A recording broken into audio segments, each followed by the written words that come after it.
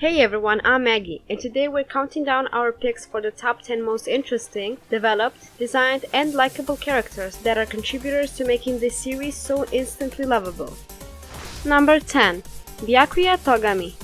The champion of Danganronpa is here. Best boy Byakuya stands head and shoulders over the rest with his smug attitude and worlds-apart mindset due to his upbringing in being someone that was set for greatness in this world.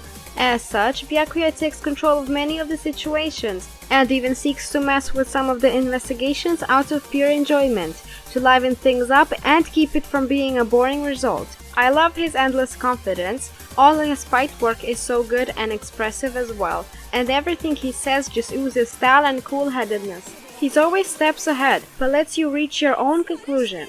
He's a cool dude behind that go away leave me alone front he puts up. Well played, sir. But just so we're clear, I need no encouragement from the rank and file like you. Number 9. Toko Fukawa.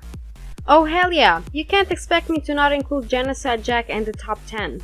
Toko herself is a bit of an unlikable and self-deprecating soul when you first meet her, but it all comes together to make sense when you realize she has a split personality, and the personality she shares with her is a serial killer who stabs boys with scissors. Jack is a thrill to watch, both hilarious and unpredictable as she sticks out her foot-long tongue and howls with an insane laughter. I adore it. I also adore how she thirsts so bad after Byakuya. Every single voice line that came out of the genocider personality is iconic. It's just awesome. Then she sneezes and reverts back to this rude introvert who thinks everyone hates her. It always kept Danganronpa super entertaining for me. Terribly, horribly unladylike of me! Ah, shut your whole ass fam cover! Dun dun dun! Number 8. Mikan Tsumiki.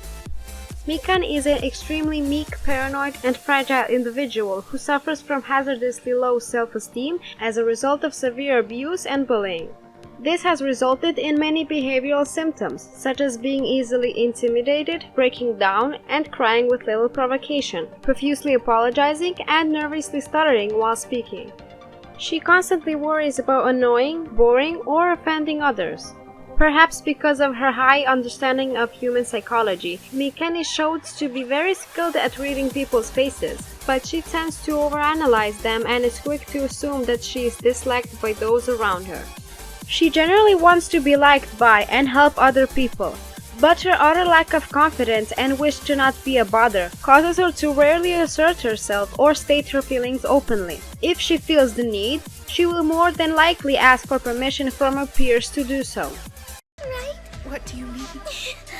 Just the tip. That's enough. Any more than that's just too much. No, that's just... Number 7. Chihiro Fujisaki.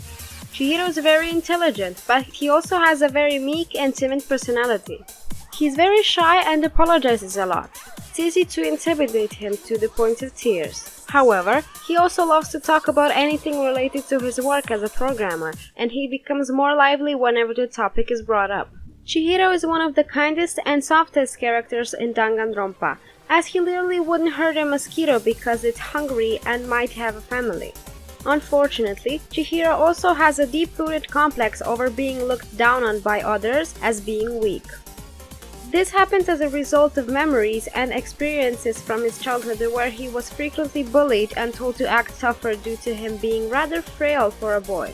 To make the bullying stop, he started disguising himself as a girl to avoid the pressure of having to become stronger.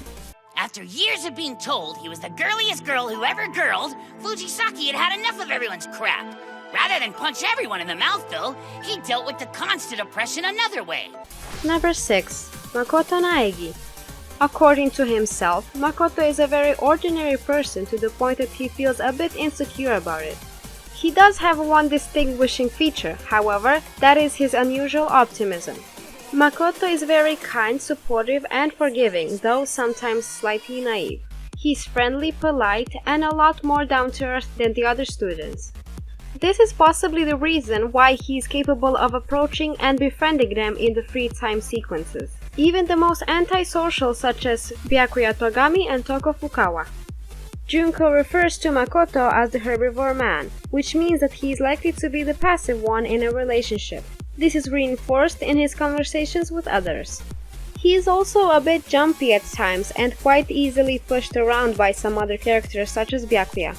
However, even though he's sometimes a bit of a pushover, he's also capable of being a very determined and charismatic speaker.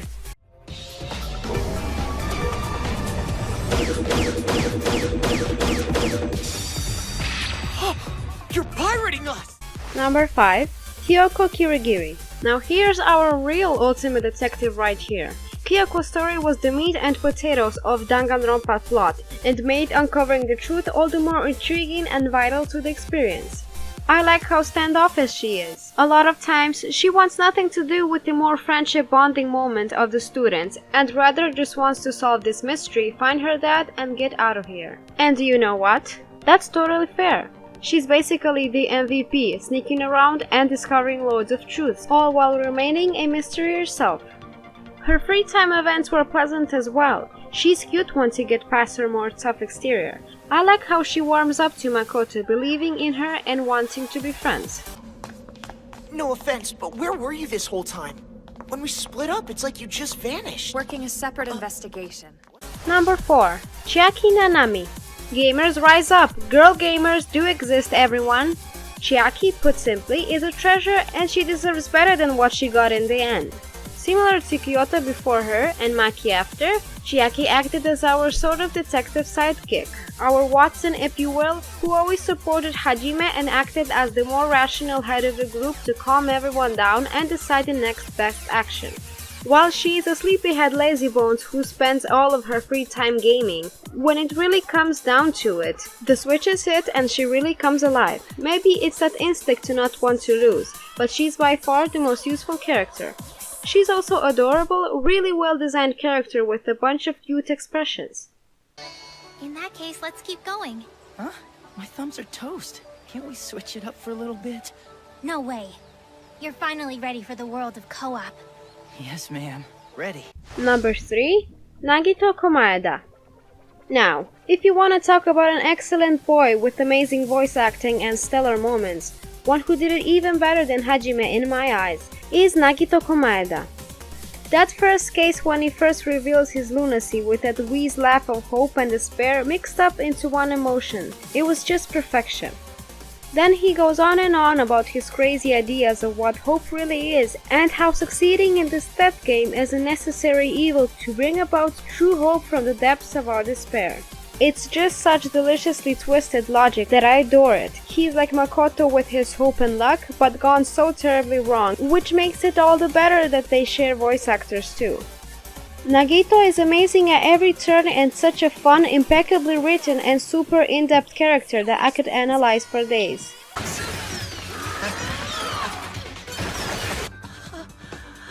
What are the tears for, huh? Because I found it after all these years of searching. Number 2. Monokuma.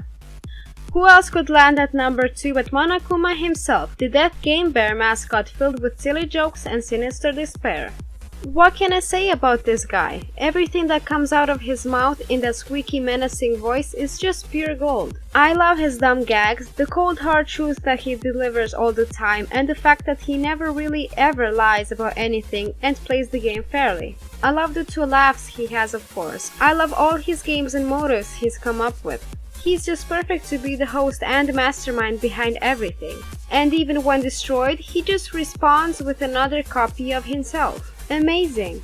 All his sprite work is phenomenal too. How well he bounces off of and reacts to what the characters say. All his quotable iconic lines I just had to say along with him, such as, "It's punishment time!" I mean, yes. Monokuma might be the reason why all girls, best boys, radical psychos, and potential greats who got taken too soon ended up all dying. But he's also the reason why we got to meet the whole bunch at all, since he's the one designing and controlling the death game.